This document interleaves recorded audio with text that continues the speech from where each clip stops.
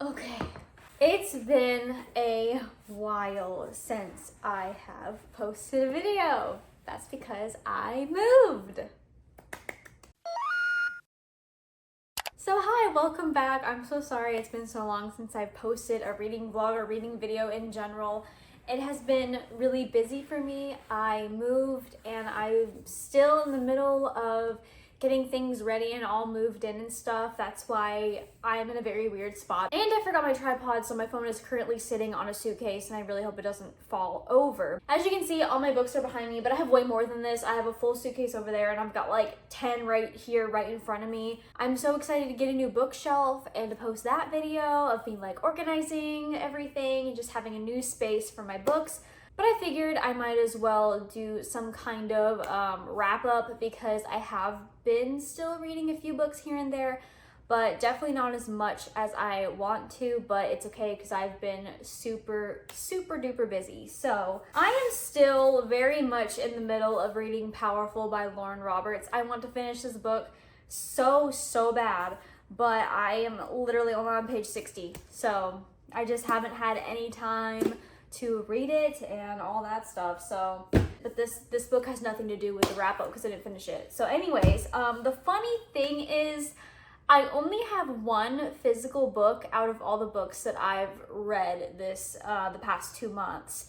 I do have a list of what I have read, and a lot of these I did listen to, but without further ado, let's go ahead and get into my April and May reading wrap up. So in total, I've only read 6 books, and basically like only one of them was on my April and May TBR. With that being said, I am not going to be making a June TBR because I've just been so busy. So I'm just gonna kind of mood read this month and see what I can get finished, and then I'll do another wrap up at the end of the month or in July, and then I'll maybe go back to doing TBRs. It's just been so busy around here, and I feel like I've said that like 20 times. Yes, it's been busy. I've been busy. A lot of these books I did read in reading vlogs, so I will put all the videos in the description if you guys want to check those out and just see me kind of reading those and reacting to those and things like that. But the first book that I remember finishing, I don't know if these are going to be in order, but the first book on my list is A Court of Mist and Fury by Sarah J. Maas. I did have the physical copy of this book, but it belongs to my sister, so I gave it back to her, and I do have A Court of Wings and Ruin and A Court of Frost and Starlight, but obviously haven't gotten to those yet. But this book was so good. I feel like I'm kind of just jumping on the bandwagon here and saying it was a 5-star, but it truly was a 5-star for me. You know how things are like so popular and then you kind of want to nitpick it and just find something wrong with it that you didn't like about it so you can separate yourself from everyone else? That wasn't me because I loved everything about this book. The first book, A Court of Thorns and Roses, I definitely liked it a lot, but it was only, I think, a 4 or 4.5 star. I don't exactly remember. But it kind of ended not how I expected it to. I was kind of expecting more of a cliffhanger ending, but I totally understand why that book was the way it was because it made A Court of Mist and Fury so much better. And the amount of stuff that happened in A Court of Mist and Fury was just so good. And at first I was like, why does everyone like Rysand? Why does everyone love him? Oh my gosh, he's great. Too much away, but this, I would be very surprised if any of the other books surpass this one, like, because I just loved A Court of Mist and Fury so much, and I love the characters, and I love the world so much, and I listened to most of it on audiobook, I'm not gonna lie, and I feel like that was easier for me because I'm somebody that hasn't really dove into fantasy yet.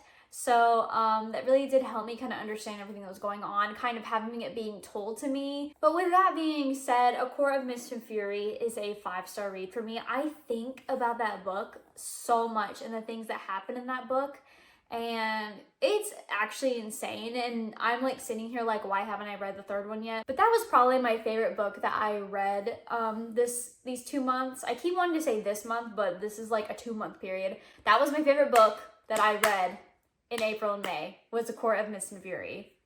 That's it. Okay. And I just have to tell you guys this. I have to tell you guys, I have been reading Mile High since January, okay? Since I got my Kindle. That was the first book that I was reading on my Kindle, right?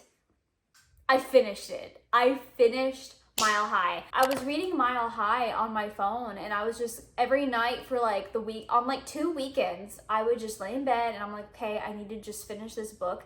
And the second half was like fine or whatever, but I mean, this book, it was fine. It just wasn't something that I was like really wanting to get into, obviously, because it took me a very long time to finish that book.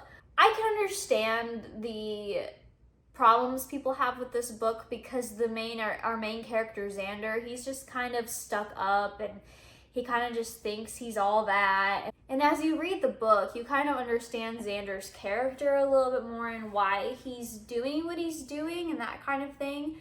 But it was a cute book overall. I don't want to give too much away, but I wanted to read this series because I've heard the second book, Caught Up, I believe it's called. I think it's called Caught Up. I wanted to read Mile High so I could read that one. I don't think you really need to read these books in order. They're kind of standalones in the same world, so you don't have to go in like order, but I just want to go in order. So that was the main reason why I read Mile High to begin with, but I'm so glad I finished it. I do think it is a bit too long.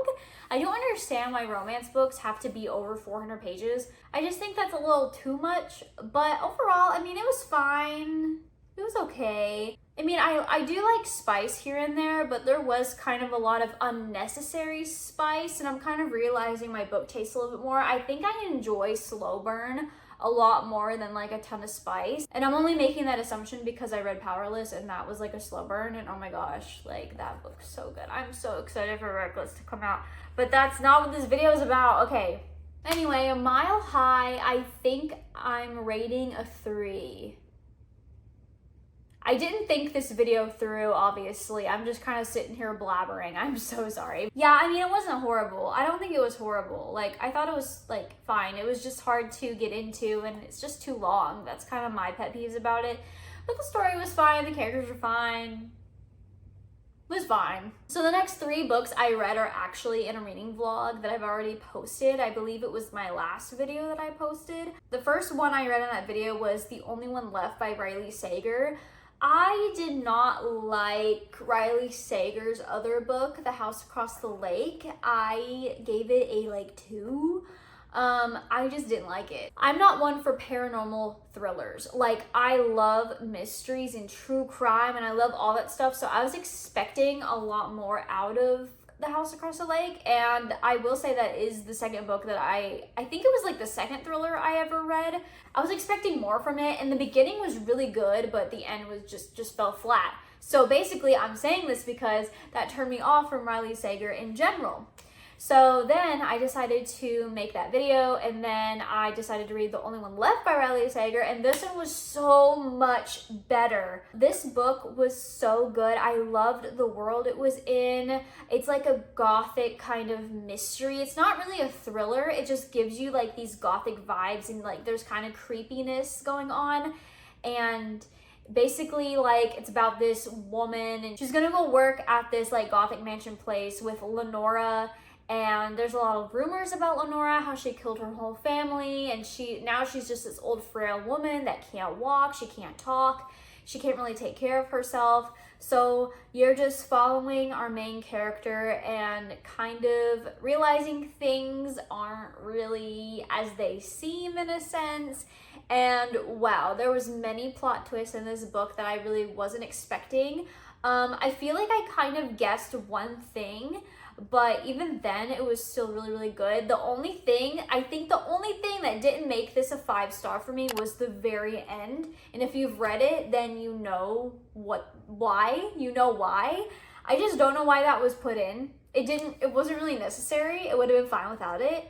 But this book was so good. So if you've read The House Across the Lake and you were also turned off by him as an author, I definitely recommend to read The Only One Left because it was just so good, and I love the atmosphere and the vibes, and it was great. It really made me want to read thrillers and mysteries more. And the next book I read was The Two Lives of Lydia Bird by Josie Silver. I believe I gave this book a 2. And I noticed that a lot of these reviews, people really loved it. They gave it a 4, they gave it a 3. I just did not like it because it felt very slow. It dealt a lot about her grief. Basically, Lydia Bird's fiance dies, which is horrible. It's awful, right? But you're still over halfway through the book. She's still like grieving, and it's just about her taking like this medication to help her go to sleep. But when she sleeps, she is kind of living in this other world where her fiance is still alive, if that makes sense. It's just a lot about grief, and she like is having a really hard time moving on. And I kind of thought there was gonna be more romance involved in it, and there was some romance involved in it, but at the very end, like there was finally romance at the very end, and then it just, the end. It was like, oh, they could have gotten more into that, but okay, it just ended. So that's why I gave that book only a 2-star. I mean, I didn't like One Day in December either, and I know a lot of people love One Day in December. I feel bad that I didn't like this book. You know, I just gotta find the authors that I like and the authors I don't like, right? Anyway, moving on to the 7 Husbands of Evelyn Hugo, which I do have a physical copy of this. Thank goodness, I have a book that I can hold. I read this mostly on audiobook, and the audiobook is so good. So I was kind of hesitant going into this because I'm not really one to read literary fiction. So this book is basically just about Evelyn Hugo, and she's basically like a Marilyn Monroe. She's a very famous actress, very iconic. Everyone knows who she is. Obviously, she's had 7 husbands, and a lot of people are interested in her life, and now she is an older woman. So she decides that she wants to release her story out into the world, and she contacts a reporter. Yeah, she contacts a journalist, reporter person named Monique. A journalist, reporter person. Is she just a journalist? I think it's just a journalist. She contacts journalist Monique Grant to help her write her story. Along the book, you're kind of trying to figure out why Evelyn chose Monique, because as far as Monique knows, they don't have any sort of connection. She's like, I have no idea who this woman is. Like, well, obviously she knows who she is, but she doesn't understand. She's like, why me? Why does she want Monique to write her story? So you're kind of just going through that and her life, and I honestly like this book a lot more than I thought I was going to. I was a bit worried because I didn't really like One True Loves by Taylor Jenkins Reid. To me, it was just kind of slow, and I kind of thought, okay, maybe she's just not for me. But definitely literary fiction is her strong suit. Her strong suit, I think that's the word. I don't know. But this book was really good. Definitely a lot of good representation in here. And also, I would definitely look up trigger warnings for this book, because there was I think like 2 things, at least 2 things that happened that were, I was like, ooh, there should be a trigger warning for that. But overall, like, I really enjoyed this book. And the end, I almost cried. I think I gave this book a 4-star. I mean, yeah, it was really good, and I know that a lot of people are going to be surprised I didn't rate this a 5. It just wasn't a 5-star for me. I think I just enjoy romance a lot more, and there is some romance in here, but not that much. But this was just a really good book overall. Like, a 4-star is still really good. Yeah, if you haven't read this book, I definitely recommend listening to the audiobook, because the people who read the audiobook, they do a really good job, and it's just, I love audiobooks for that reason. They just keep getting better and better. And the last book I read was kind of like random, and I feel like if you've been watching me for a while, maybe you know this. One of my favorite authors is Casey West. She's a young adult romance author, and I think she is coming out with an adult book, but for the most part, she does YA romances. The first book I read by her was The Villain Boyfriend, and that's one of my favorite books of all time. And because I enjoy Casey West's writing so much, I made it a goal for myself to read all of her books. So I was just on Spotify one day, and I was just like, I'm just gonna listen to a Casey West book, and I was just looking what they had, and that's when I chose On the Fence by her. And that book, it was just a really cute like YA book. So On the Fence is about this girl named Charlie, and she's like 16 years old. She's kind of going through life, and she has 4 brothers, and her mom died a while back when she was young, and she's just been kind of explore. It's kind of just her about exploring girlhood, and kind of just because she grew up with a bunch of guys, so it's just influenced by them. And in a sense, she kind of talks about how she doesn't know how to be a girl in a sense, because she talks about how her brothers kind of see her as a boy and all this stuff. So it's just kind of telling her story. Casey West's books sometimes give off this literary fiction vibe, but like with a subplot of romance. But I really enjoyed listening to it, and there is a little bit of romance involved in Charlie's life. It's really cute, and I love the concept of it. Her and this boy, they live next door to each other, and the guy, I forget his name. And the guy always comes over and hangs out with her brothers, and they've been doing that ever since they were kids, so they kind of grew up together, and she kind of didn't realize she had a crush on him. And then one day, they're just sitting outside along their like fence area, and they're basically like, their fence is like between their houses, and they're like sitting at their fences back to the fence, and his back is to the fence, and they're kind of just like talking to each other. And it's just cute. Like, I just love that little concept. I thought it was cute. But anyway, the book was really good. It deals a little bit with grief.